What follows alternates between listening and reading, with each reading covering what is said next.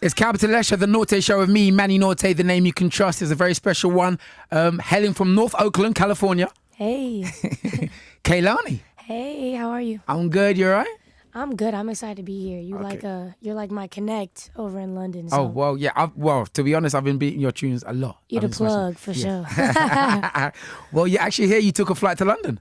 I did. Like, I think I manifested it in that song. Yeah, you did. You did. Speak into existence. Totally. So baby, I'ma drive it like it's stolen. I'ma fix it like it's broken. We can catch a flight up to London. Have you spent a lump sum or no? Just half of it. Took a lump sum to get here in the first place. So I definitely have if we're going to go that route. Love that. So I think last we spoke was a few months ago. I think it was in the summer. Mm-hmm. And obviously the mixtape had just dropped. You Should Be Here just dropped. But now it's dropped. Everyone's talking about it. It's out. You're touring the world with it. It's crazy. You're performing. Everyone knows the songs. It's nominated for a Grammy. Crazy. How'd you feel? I don't know. I've been telling everyone, I'm still thinking somebody's gonna pop out the cuts and be like, "Hey, we were kidding. Here's the actual list." You know what I'm saying? Just because it's a mixtape. Yeah. So first of all, when it first came out and it got put on, the blogs, it was like, okay, well, this is an album-worthy mixtape, and complex list of best albums of 2015 just came out. I'm number 12. Wow. So it was just I'm still it's a mixtape, you guys. It's wild to think about. So I'm just honored that my mixtape is even in these categories with these beautiful albums. So you mentioned Complex as well. Rolling Stones is bigging you up as well, and Rick Rubin is saying this music will change the world. How do you feel? Do you feel any pressure on that? Honestly, it's never really pressure that I feel when it comes to these looks. It's more okay, this is a sign that you're doing what you should be doing and that you're going in a bigger direction. Now just, take that with a grain of salt and work hard. Right, okay. So I don't think it's necessarily pressure, even though I guess it's pressure in a positive sense. Okay. Yeah. So where did you come from? I know you're from California, but how did you get in the game? Because you just come blow, bang, and taking over, literally. Well, yeah. I think I looked very different at 3 different points in my life. So True. So a lot of people don't know that I've been in the game since I was 13. Yeah, you know what I mean? Group as well, right? Yeah, it's not really that new to me. I was in a cover band when I was 13, 14, 15, 16 we went on America's Got Talent. So I look completely different. 13, 14, 15, 16 I look different. Yeah. I went on America's Got Talent. Dipped out the game, took a break for a little bit, came back at 17. Wow. You know what I mean? Look, 17, 18, look completely different than I did before. So a lot of people don't connect those 3 different times in my life. But definitely started in a group and then escalated through different situations. You've been through a lot of hard times and you're still young. For people listening, obviously that's been through hard times. It's easy to go down that dark road. Yeah. What I don't know, saved you or made you, think positive and just get into where you are now? Well, one thing I always said, and what's funny about all these interviews that come out that tell my story is it's someone's job to make it seem like I've been through the craziest things in life. You know what I mean? And when they ask me my story, I've told it honestly, but people always forget and leave out the parts where I'm okay, but there's people who've had it worse. Yeah, and there's people who have seen 10 times worse than me and people who are still struggling and haven't got the opportunity to make it over the things I have. And my Wikipedia page is all this just, it's been so hard and crazy. And I'm just but you forgot the part where I was you know what, there's worse and we could definitely move on. So I definitely think it was tough, of course, but to stay positive, I always kept that mindset, which was, there's people out there who aren't even fortunate, they can't even they're not in a place where they can give an interview to even talk about what they've been through. True. You know what I mean? They don't have that platform. A lot of people will never even make it out the city that I grew up in. They can't even go across the bridge 10 minutes away to see San Francisco. True. So your London shows, you was in the UK, you've done your London shows earlier in the week. I came to your Monday. Yo, first and foremost, your DJ, is it Noodles? Yes. Yo, she killed that. She's nuts. Yo, she had the place bubbling. I have to speak about Noodles for a little bit. Just because at the beginning of tour, I remember, this is our 3rd tour of the year. So I remember the first show of the first tour this year, which was Jeezy's tour. I remember Noodles coming off stage and us literally having to sit her down and be like, yo, why don't you speak? Why don't you talk to the audience? Why don't you play this? Why don't you hype them up? You have all this personality. Go and show them, because she's this bubbly, crazy, I can see, yeah. Loud in a great way. She's like a burst of color when she walks anywhere. So the progression from shy noodles who just played buttons and was like, "Are you guys ready for some R&B music?" To like, I just watched her. I stand on the side of the stage and watch her, and I'm like, "You better go." Yeah, like, yeah. She goes to the front. She's like hyping everybody in front of the DJ booth, dancing, playing her jams, yelling like, "I said y'all better make some noise. If y'all don't make some noise, I'ma do it." You know what I'm saying? Like, it's ridiculous. So I'm just proud of her. That's my sister first and foremost. Love that. Her progression is ridiculous. She killed it. Definitely. Congrats, man.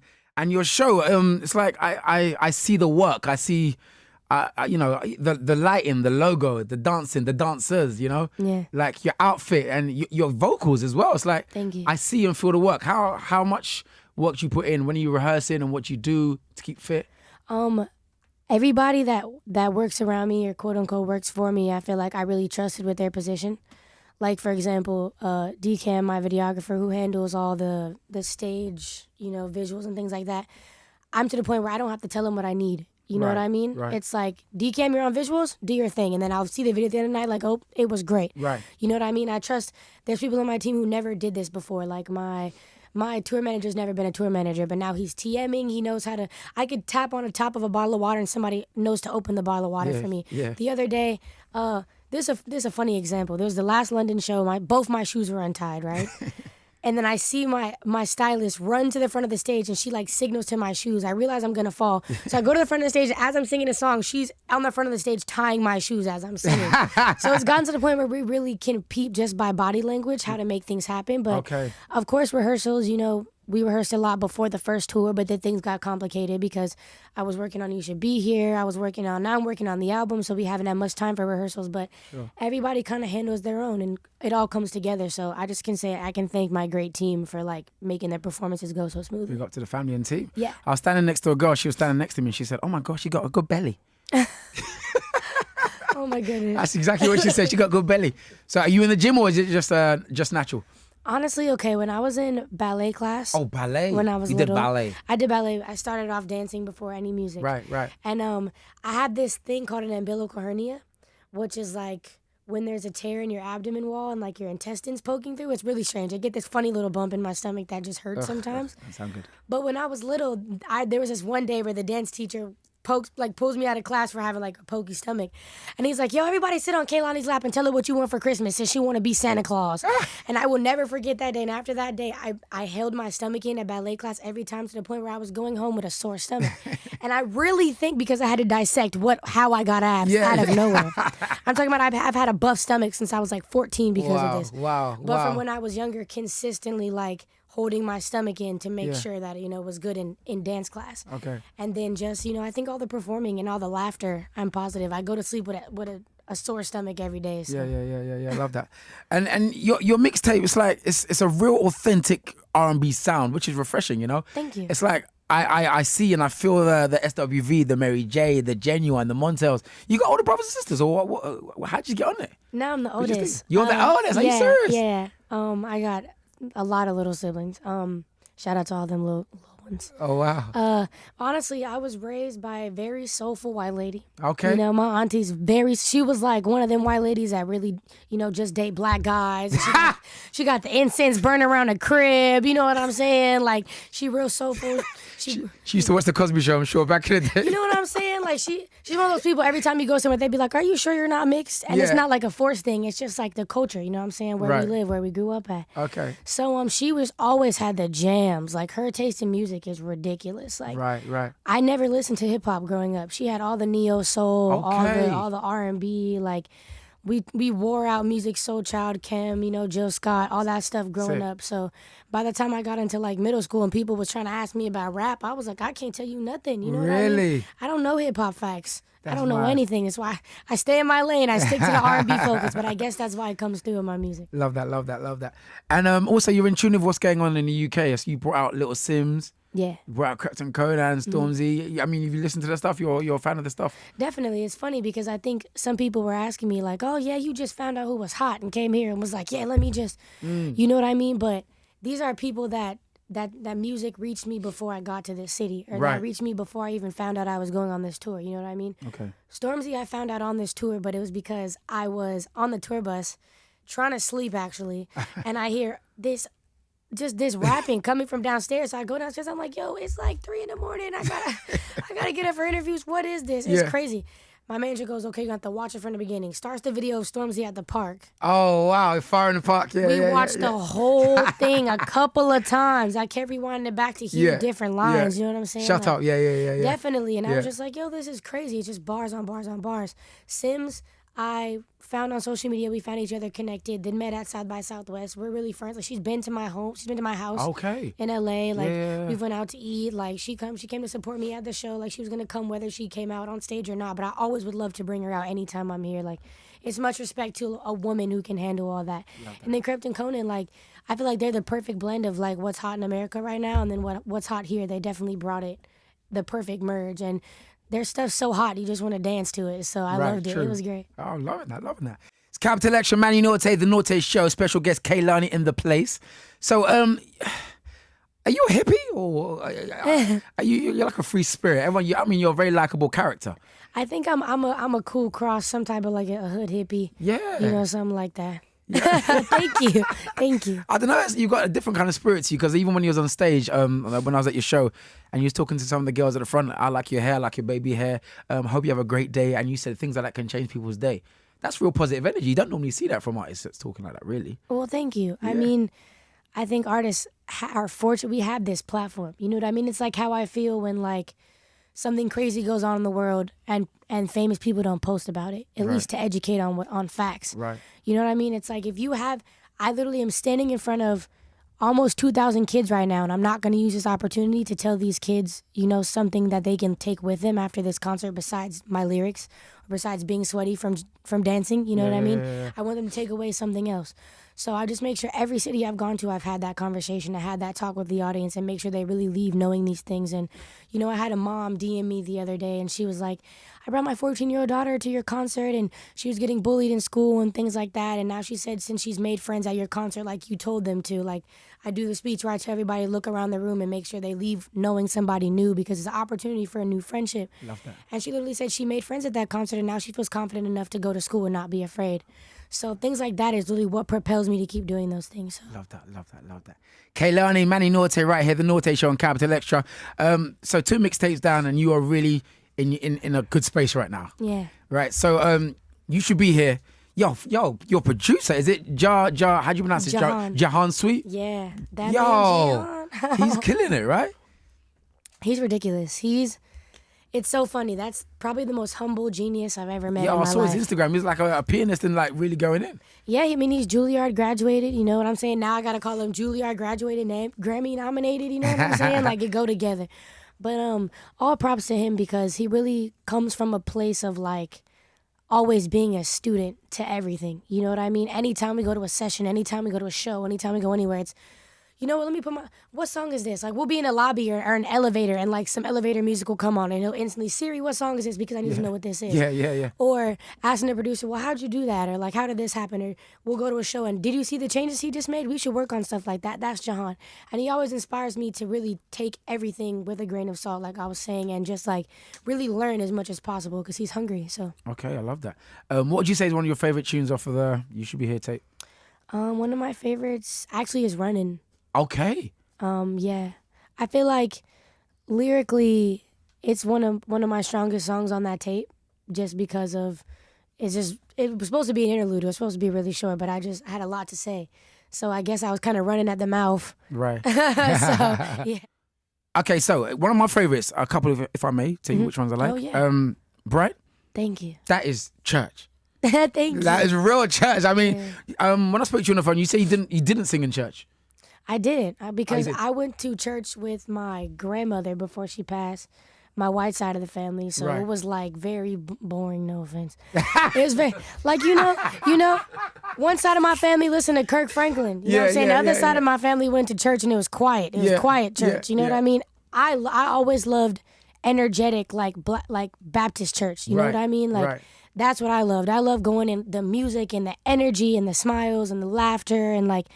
the pastor would be cracking jokes, you know what I mean? Like, that's what I loved. So when I got to get a little older and explore, like, churches of my, you know, my preference, I really got into everything. And, like, I never sang in the choir because I was too shy. Oh, man. Way too shy. Really? Yeah, way too shy. And I'm a go sit in the back and, like, and just bask in the energy type of person. I never sat in the front or anything. I'm, like, in the back, get this day, get all the love out of it, go, leave, happy, and that's me. So. Okay.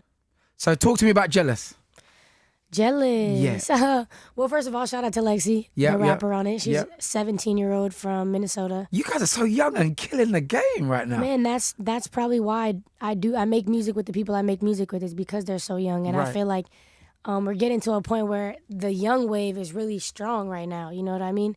Granted, all the old heads are trying to come back, and we ultimately respect that. But I feel like they're definitely picking up from our wave. You know? Nah, definitely. You're keeping it alive. Yeah, of course. So Lexi's super dope. The song is just pretty much about, you know, when you're in a relationship with somebody and they're more focused on how the relationship looks to other people, or focused on, you know, the surface of everything rather than the actual relationship. So. Okay. Do artists write the best material when they're going through pain and hard times? Like, of yourself, like Adele, I don't know, like Sam Smith. I'm like Mary J. You always feel the pain. Do you have to experience certain things like that, or how is it? Yeah, I mean, I think for artists that definitely write their own music, it's definitely based on that. It's usually either something just happened and it's like the healing process that you're getting the best music from, or it just happened and they're all swallowed up in it and you're getting the best stuff. Right. Like, I know for a fact, like, when people break up, all the comments are like, oh, they just got their heart broken, this album finna be great. That's everybody's like first response to everything. Yeah. So I think it definitely depends on what you're going through at the moment, because your expression is whatever that is. So yeah. It's like with Mary J. and like even Keisha Cole, when they're singing, you feel the pain when they sing. Oh man, you can tell Keisha's going through it. Man, that first album, I was like, I hate whoever broke your heart, girl. I feel you. Forget him. For real. It's crazy. All right, so in your downtime, what are you actually doing, Kehlani? What is downtime? Like when you're chilling out, relaxing. Have you not heard the phrase downtime?